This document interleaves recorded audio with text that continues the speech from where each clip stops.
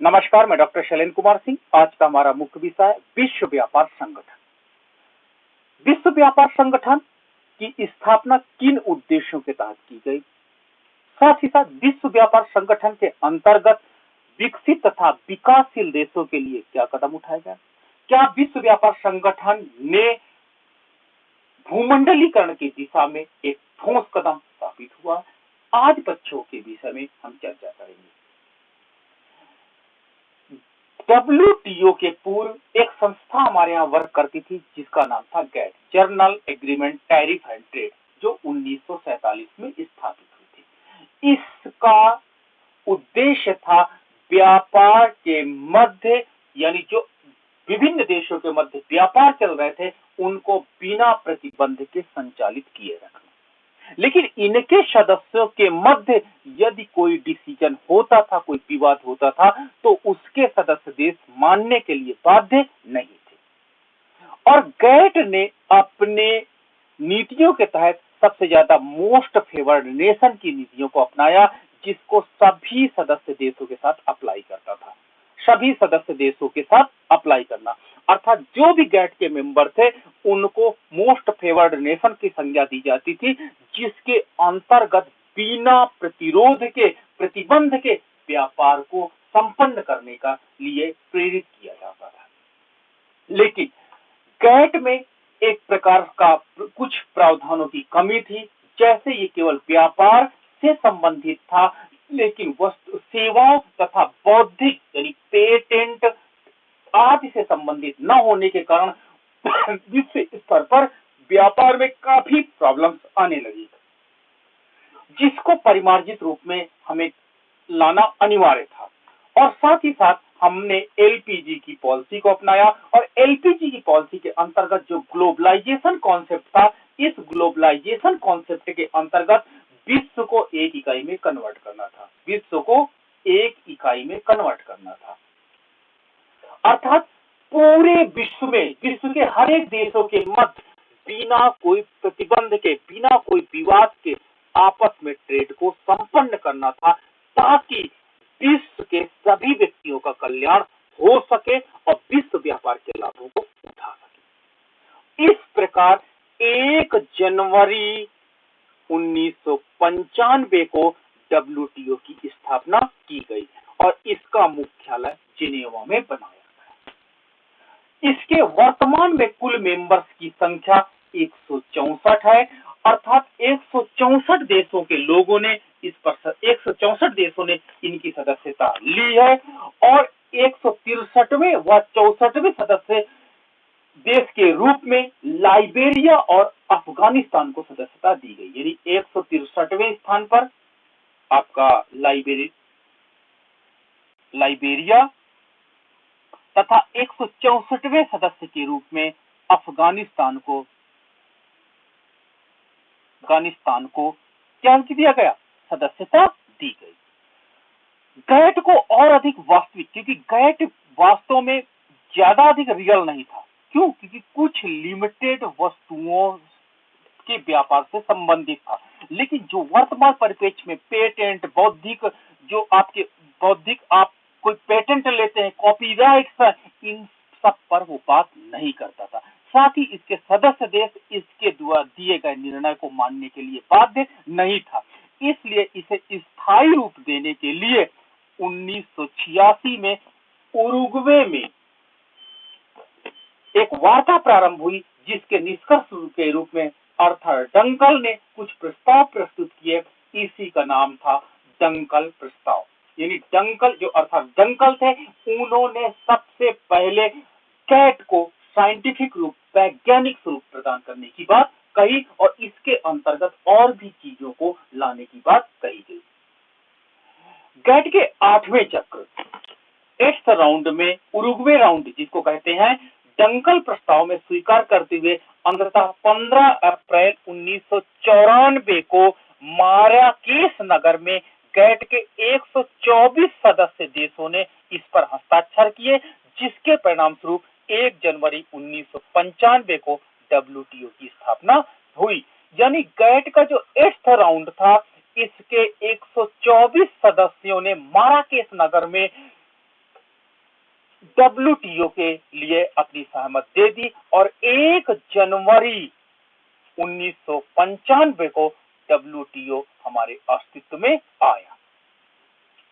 इस प्रकार गैट एक अस्थायी तथा प्रावधान संस्था थी, जबकि डब्ल्यूटीओ इसके समझौते स्थान, मतलब ये डब्ल्यूटीओ क्या था, गैट के ही कुछ समझौतों को और अधिक बढ़ा दिया गया। कुछ इसमें टॉपिक्स नहीं थे, कुछ नीतियां नहीं थी, उसको और अधिक इसके अंतर्गत लाया गया। तो गैट का ही एक परिमार्जित रूप हम कह सकते हैं डब्ल्यूटीओ है।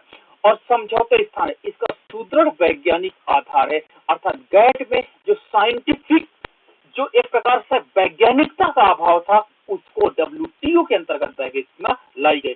गैट समझौता जो वस्तुओं में व्यापार से, केवल देखिए गैट समझौता वस्तुओं में व्यापार से संबंधित था, ये आप पॉइंट नोट करिएगा। डब्ल्यूटीओ के अंतर्गत वस्तुओं, सेवाओं, पेटेंट्स आदि को भी लाया गया, सब्सिडीज आदि को भी लाया गया। तो इस प्रकार गैट एक संकुचित संस्था थी। संकुचित का तात्पर्य होता, इसमें कुछ लिमिटेड चीजें थी, जैसे इसके अंतर्गत केवल वस्तुओं के व्यापार को शामिल किया गया, जबकि डब्ल्यूटीओ के अंतर्गत वस्तुओं, सेवाओं, कमोडिटी, सर्विसेज, पेटेंट, सब्सिडी आदि पर चर्चा की गई। डब्ल्यूटीओ एक अंतरराष्ट्रीय संगठन है जो देशों के मध्य व्यापार के नियमों को विनियमित करता है। जो वर्ल्ड में जितने भी कंट्री हैं, उनके बीच ट्रेड को रेगुलेट करना, उसको इम्प्लीमेंट करना, ताकि कोई देश किसी देश को वास्तव में नुकसान ना पहुंचा सके। मान लीजिए हमने किसी देश से एग्रीमेंट किया कि हमको ये गेहूं भेजना, बदले में दूसरा गेहूं भेजते, तो आपने एग्रीमेंट को तोड़ा ना, तो इसलिए इस तरह का कोई भी एग्रीमेंट को ना तोड़ने पाए।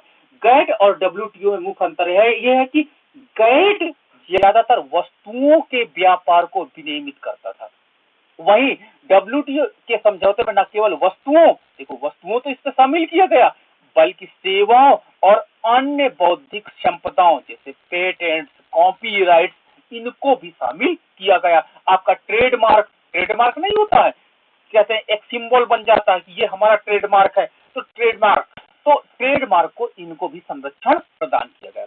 डिजाइनों और आविष्कारों से संबंधित व्यापार को इसमें शामिल किया गया है। जैसे साड़ियों में जो डिजाइन होता है उसका भी कॉपीराइट होता है।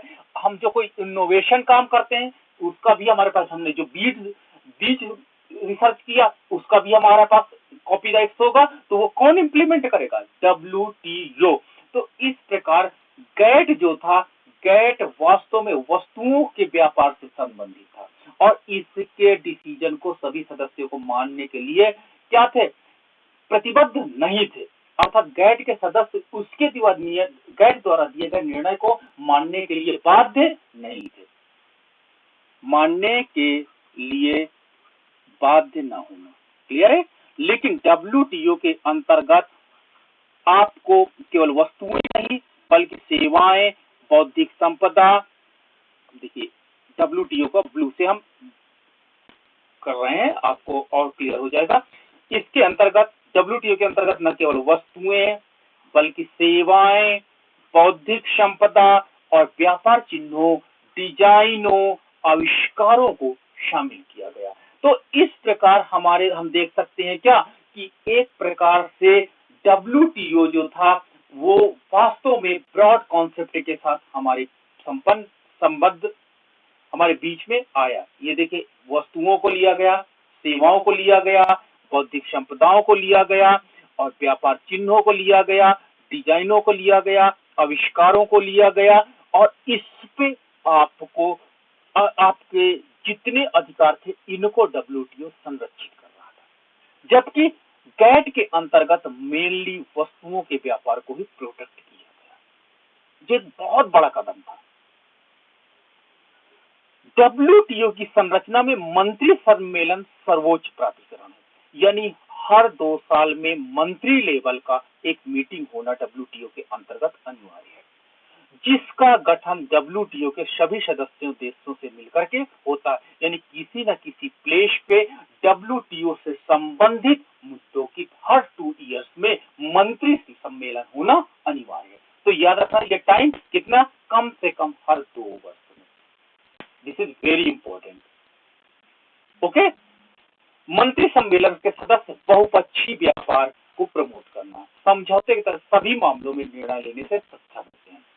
अब डब्ल्यूटीओ का उद्देश्य क्या है? डब्ल्यूटीओ का उद्देश्य वस्तुओं तथा सेवाओं के उत्पादन एवं व्यापार को बढ़ावा देना, क्लियर है, अर्थात वर्ल्ड लेवल पर बिना प्रतिबंध के, यानी कोई देश किसी देश पर टैरिफ लगाए या अदर कोई भी उत्पाद वो शुल्क ना लगाने पाए, कस्टम ड्यूटी ना लगाने पाए, प्रभावपूर्ण मांग एवं रोजगार में व्यापक एवं प्रभावकारी वृद्धि करना, वर्ल्ड लेवल पर विश्व के संसाधनों का अनुकूलतम प्रयोग करना, जितने हमारे पास रिसोर्स है वर्ल्ड लेवल पर उनका ऑप्टिमम यूटिलाइजेशन करना, शोषण नहीं करना, दोहन करना, वो भी हमको क्या करना, सस्टेनेबल डेवलपमेंट के अंतर्गत प्रयोग करना, सतत विकास की अवधारणा, ये देखिए सस्टेनेबल डेवलपमेंट के कॉन्सेप्ट को इसके अंतर्गत स्वीकार किया गया है। ये नहीं कि विश्व के संसाधनों का हम प्रयोग कर डालें और हमारी भविष्य उससे वंचित रह जाए। जीवन स्तर में हमको विश्व के देशों के साथ ऐसा ट्रेड करना है ताकि उनके निवासियों का जीवन स्तर पहले से इंप्रूव हो, पर्यावरण का संरक्षण एवं सुरक्षा प्रदान करना, अंतरराष्ट्रीय व्यापार हेतु नियमों को निर्धारित करना, व्यापार उदारीकरण लिबरल करना, ठीक है, बातचीत और निगरानी के लिए मंच प्रदान करना, व्यापार विवादों का समाधान करना, अगर कोई कहता है डिस्प्यूट होता है तो उसको डब्ल्यूटीओ के माध्यम से जल्द सॉल्व कर दिया जाए, निर्णय लेने की प्रक्रियाओं में पारदर्शिता को बढ़ावा देना कि कोई भी गुपचुप तरीके से निर्णय न होने पाए, वैश्विक आर्थिक प्रबंधन में शामिल अन्य प्रमुख अंतर्राष्ट्रीय आर्थिक संस्थानों के सहयोग को स्थापित किया, अगर वैश्विक आर्थिक प्रबंधन में कोई संस्थान हमको दे रहा तो उसके सहयोग के द्वारा डब्ल्यूटीओ के लक्ष्यों को और अधिक प्राप्त किया जाए, विकासशील देशों को वैश्विक व्यापार प्रणाली से पूरी तरह से लाभान्वित होने में सहयोग किया जाए। अभी तक डब्ल्यूटीओ के अंतर्गत जो 9 मीटिंग्स हुई है उनका रिपोर्ट कार्ड आप देख लीजिए। 9 मीटिंग जो अभी तक हुई है, 1996 में डब्ल्यूटीओ की स्थापना के 1 साल बाद सबसे पहली मीटिंग हमारी सिंगापुर में हुई। 1998 में हर 2 साल में, हमने क्या बताया, हर 2 साल में मीटिंग होती है। 1998 में जिनेवा में ये मीटिंग हुई। फिर 1999 में देखिए यहाँ पे 1 साल के बाद ही हो गई, सिएटल में हो गई, ठीक है। 2001 में आपकी दोहा मीटिंग हुई, 2003 में कैनकुन मीटिंग हुई, 2005 में हांगकांग में मीटिंग हुई, 2009 में जिनेवा में पुनः मीटिंग हुई, 2011 में जिनेवा में पुनः मीटिंग हुई, 2013 में बाली में मीटिंग हुई। इस प्रकार आप देख सकते हैं कि जिनेवा में लगभग 3 मीटिंग हुई जो इसके मुख्यालय में हुई। ओके, नाउ अब हमारी बस बात यह होती है कि जो हमारे पास ये संगठन है, ये संगठन का जो टारगेट है, ये संगठन 2 प्रकार का कार्य तो 2 प्रकार के कार्य प्रमुखता से करता है। पहला कार्य है ट्रेड एवं पॉलिसी रिव्यू, ठीक है, ट्रेड और policy review. Policy review body यानी ट्रेड पॉलिसी रिव्यू बॉडी है जो देखती है कि व्यापार जो हमारे देश के सभी देशों के मध्य है वो प्रॉपरली ऑपरेट हो रहा है या नहीं हो रहा है, या अगर नहीं हो पा रहा तो कौन कौन से प्रतिबंध है, कौन कौन से डिस्प्यूट है, तो उनको छांटना। और जो डिस्प्यूट है, दूसरा काम है डिस्प्यूट सेटलमेंट बॉडी। इसके अंतर्गत जितने भी विवाद है उन विवादों पर एक मंच पर आकर के समाधान खोजना। तो 2 प्रकार के कार्य हैं इस संगठन के, पहला ट्रेड पॉलिसी रिव्यू बॉडी, दूसरा डिस्प्यूट सेटलमेंट बॉडी। इन 2 बॉडियां विशेष रूप से कार्य कर रही हैं। सबसे जो इम्पोर्टेंट इसमें पार्ट आता है आपका डब्ल्यूटीओ में, जो सबसे ज्यादा क्वेश्चन आपके एग्जाम्स में उठाए जाते हैं, वो दोहा सम्मेलन से आता, क्योंकि यहीं पर सबसे ज्यादा प्रॉब्लम आई और इसीलिए इस मीटिंग का महत्व सबसे ज्यादा बढ़ गया। तो दोहा सम्मेलन 2001 में किया गया। दोहा सम्मेलन में विकसित और विकासशील देशों के मध्य कुछ मुद्दों पर विवाद उत्पन्न हो गया, ठीक है। Developed country and under developed country, इनके बीच डिस्प्यूट हो गया, जिसके कारण डब्ल्यूटीओ में एक ऐसे संगठन के रूप में परिवर्तित हो गया जो अपनी स्थापना के उद्देश्य, अर्थात जब ये डिस्प्यूट हो गए तो दोनों किसी भी एक मत में आते नहीं थे। परिणाम स्वरूप डब्ल्यूटीओ अपने उद्देश्य से वर्तमान में भटक गया। उद्देश्य की पूर्ति के लिए डब्ल्यूटीओ का ओपन किया गया था, डब्ल्यूटीओ को गैट को डब्ल्यूटीओ में कन्वर्ट किया गया था, वो अपना टारगेट पूरा नहीं कर पा रहा। वर्तमान में अगर हम वर्तमान की बात करते हैं तो इसके अंतर्गत 40 डेवलप्ड कंट्रीज हैं तथा 110 डेवलपिंग कंट्रीज हैं इस ग्रुप में। और जिन 110 डेवलपिंग कंट्रीज हैं जिनको हम ग्रांड अलायंस की संज्ञा देते हैं, ग्रांड अलायंस की संज्ञा देते हैं। और साथ ही साथ रूस, रसिया जिसको आप बोलते हैं, रसिया डब्ल्यूटीओ का 2013 में 2012 में मेंबर बना तथा ब्रिक्स देश जो थे, ब्रिक्स देश डेवलपिंग कंट्री का प्रतिनिधित्व करते हैं। ब्रिक्स कंट्री डेवलपिंग कंट्रीज का प्रतिनिधित्व करते हैं। यानी दोहा सम्मेलन में दो खाइयां बन गई, एक हमारे पास मंच बन गया डेवलप्ड कंट्रीज का और एक मंच बन गया डेवलपिंग कंट्रीज का। अब दोनों के मध्य आपस में विवाद, डिस्प्यूट चालू हो गए, दोनों के बीच में आपस में झगड़े प्रारंभ हो गए, जिसके कारण डब्ल्यूटीओ बहुत ज्यादा परेशान हुआ और वो अपने टारगेट को पूरा नहीं कर पाया। नाउ सबसे ज्यादा जो डिस्प्यूट की बात करते हैं तो सबसे ज्यादा यहाँ पर डिस्प्यूट था सब्सिडी डिस्प्यूट। क्यों? क्योंकि वर्ल्ड लेवल पर जब हम अपने देश की वस्तुओं को विदेश में भेजते हैं तो वहां की वस्तुओं से उसकी प्रतियोगिता होती है। ठीक है, भारत में लेबर सस्ता है, ठीक है, 200 रुपए 300 रुपए दे दो, लेबर कॉस्ट कम है। जब भारत में लेबर कॉस्ट कम है तो इससे द्वारा निर्मित वीट का रेट भी कम होगा, वीट का रेट कम होगा। वीट का रेट कम होने के परिणाम स्वरूप जब ये विश्व लेवल पर बिकने जाता है तो इसका प्राइस अदर कंट्री के गेहूं की अपेक्षा कम रहेगा। परिणाम स्वरूप हमारा गेहूं विश्व की मार्केट में छा जाएगा। डेवलप्ड कंट्री कहते हैं, डेवलपिंग कंट्री, डेवलप्ड कंट्री का कहना है कि आप अपने यहां जो सब्सिडी दे रहे हो उसको बंद करो। जो सब्सिडी आप दे रहे हो, जैसे खाद के रूप में देते हैं कि नहीं देते हैं, खाद्य के रूप में, बिजली के रूप में, पानी के रूप में, इन सब्सिडीज को आप बंद करो, नहीं तो प्रॉब्लम्स आएगी। क्यों? क्योंकि आपके ग्रेन प्राइस से हमारा ग्रेन प्राइस ज्यादा है, जिसके परिणाम स्वरूप आपका ही उत्पाद हमारी बाजार में बिकेगा। परिणाम स्वरूप अंतरराष्ट्रीय व्यापार का लाभ केवल आपको मिलेगा, हमको नहीं मिलेगा। इस समय जो इसमें था कि डेवलपिंग कंट्रीज अपने देश में 10% सब्सिडी दे सकते हैं, जबकि डेवलप्ड कंट्रीज अपने देश में 5% सब्सिडी दे सकते हैं। ठीक है, लेकिन विकासशील देश समूह जिसको ग्रांड अलायंस कहते हैं, उन्होंने कहा कि डेवलप्ड कंट्री जैसे अमेरिका, डेवलप्ड कंट्री अमेरिका, ये जानबूझ करके क्या होते हैं, ये जानबूझ करके अपने किसानों को खेती नहीं करने देना चाहते। तो क्या होगा, ग्रेन प्राइस बढ़ेगा, राइज करेगा। अगर ग्रेन प्राइस इंप्रूव करेगा, ग्रेन प्राइस यानी अनाज का मूल्य बढ़ेगा, अनाज का मूल्य बढ़ेगा। जब आप अपने किसानों को नहीं काम करने दोगे तो ऑटोमेटिक है कि ग्रेन क्राइसिस हो जाएगी, आपके यहाँ जितनी मांग है अनाजों की उतनी पूर्ति नहीं हो पाएगी। परिणाम स्वरूप आपको रिजल्ट ये निकलेगा कि आपके यहाँ अनाजों का मूल्य बढ़ेगा, जिससे आप लाभ कमाना चाहते हो, और हम डेवलपिंग कंट्री का गेहूं लोग खरीद लेते हैं। परिणाम स्वरूप इस पर एक विवाद खड़ा हो गया। तो इसी को ध्यान में रख करके हम अब सब्सिडी की जब बात करते हैं तो 4 प्रकार की सब्सिडी की बात यहां पर करते हैं।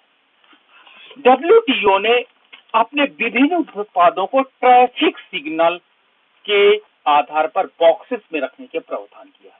ये बॉक्सेस वेरी इंपॉर्टेंट है, आपके एग्जाम्स में पूछे जाते हैं। ओके, पहला ग्रीन बॉक्स, इसके अंतर्गत इनोवेशन वाली चीजें आती हैं और इसमें सब्सिडी की कोई मैक्सिमम लिमिट नहीं है, और ना ही ग्रीन बॉक्स के अंतर्गत जो भी उत्पाद रखा जाएगा उसके लिए सब्सिडी समाप्त की जाएगी। यानी ग्रीन बॉक्स के लिए कभी भी सब्सिडी समाप्त नहीं होगी।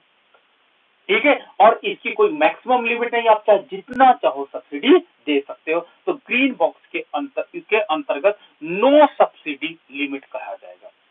नेक्स्ट है रेड बॉक्स।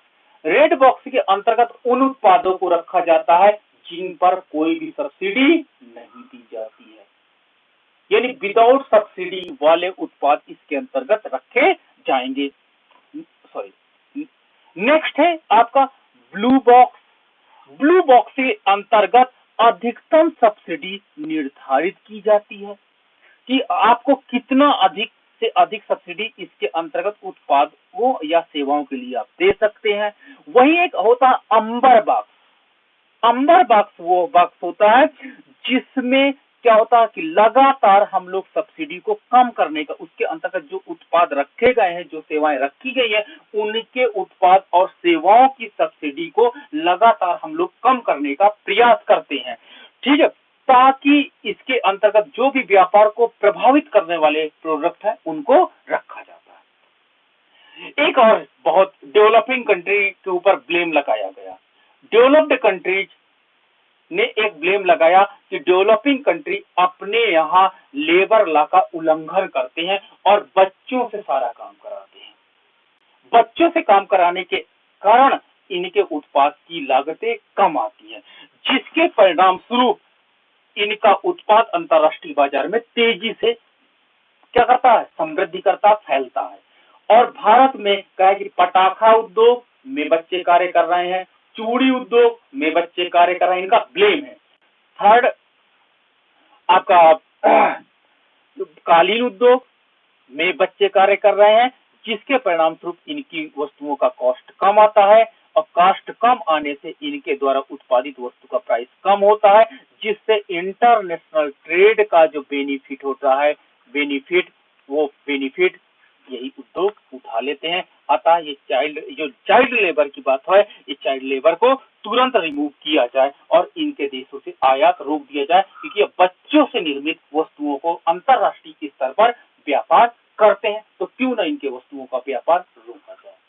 क्या आप सहमत हो कि भारत बच्चों से अपना वस्तुओं का उत्पादन कराता है और अंतरराष्ट्रीय स्तर पर बेचता है? जो इन्होंने हम पर ब्लेम लगाए हैं विकसित देशों ने कि ये देश बच्चों से वस्तुओं का उत्पादन करके कम दाम पर अंतरराष्ट्रीय बाजार पे बेचते हैं, जिससे अंतरराष्ट्रीय बाजार में इन्हीं की वस्तुओं का कब्जा हो गया है।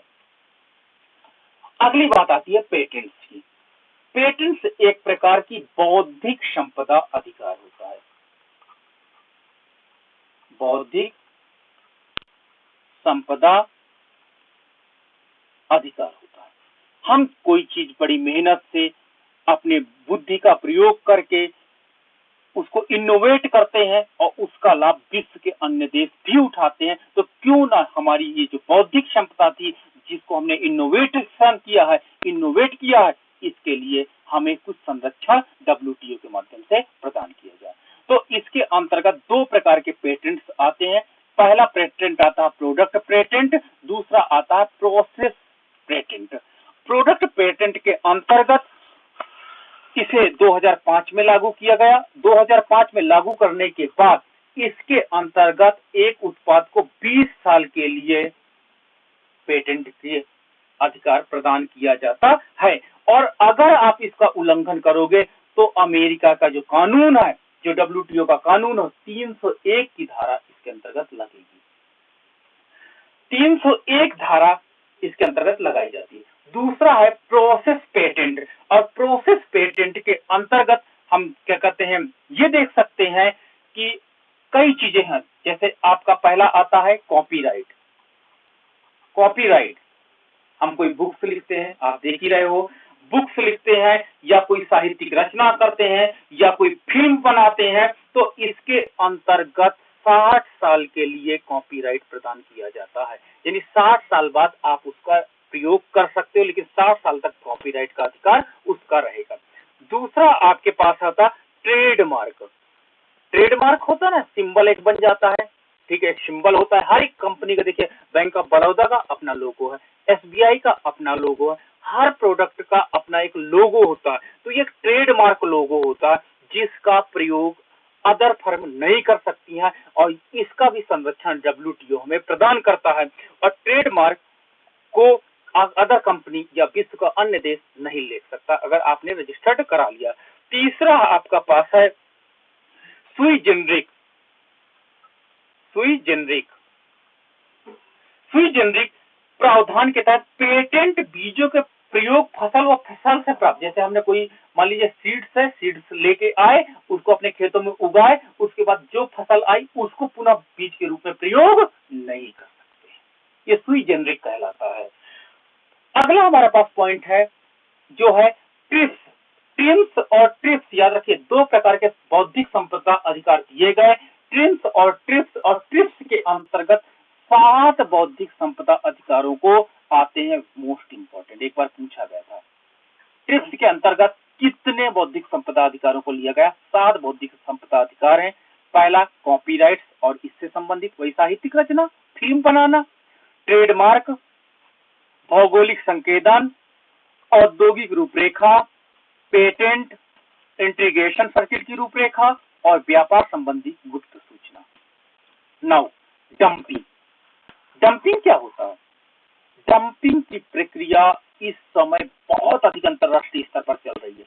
मान लीजिए एक कंट्री ने एक उत्पाद बनाया और उसकी भारत में लागत, मान लीजिए भारत या अपने कंट्री में लागत 10 रुपए है, 10 रुपए में बेचता है। ये प्राइस रखा कितना? 10 रुपए अपनी कंट्री में। लेकिन विश्व के अन्य देशों में इसने 5 रुपए का बेचना चालू कर दिया।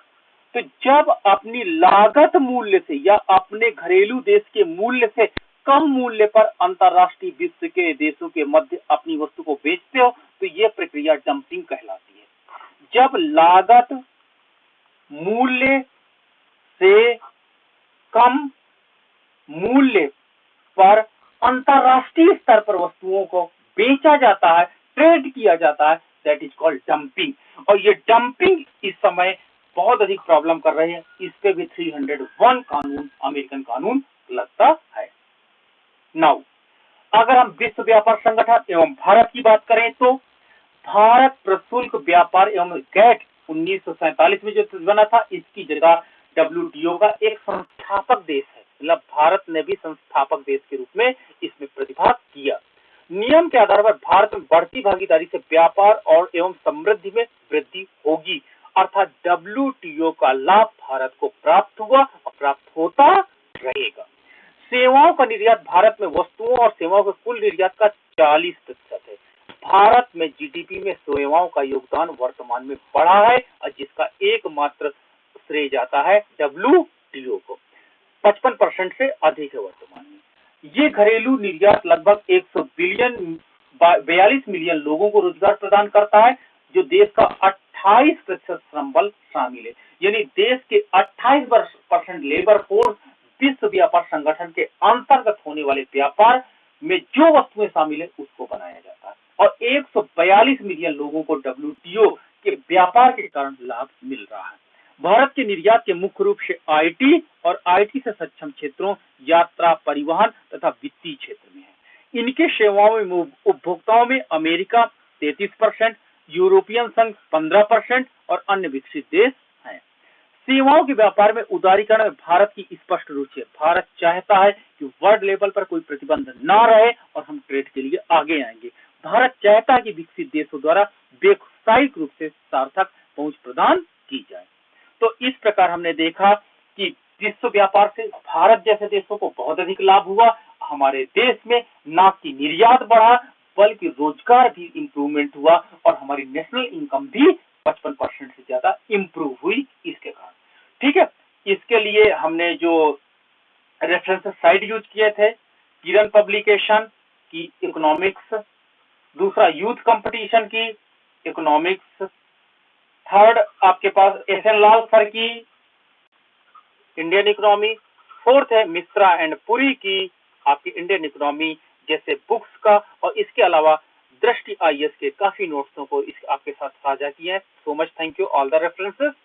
तो ये आज हमारा WTO टॉपिक समाप्त होता है। अगर आपके कोई प्रश्न हो तो आप हमसे अवश्य पूछिएगा। Thank you.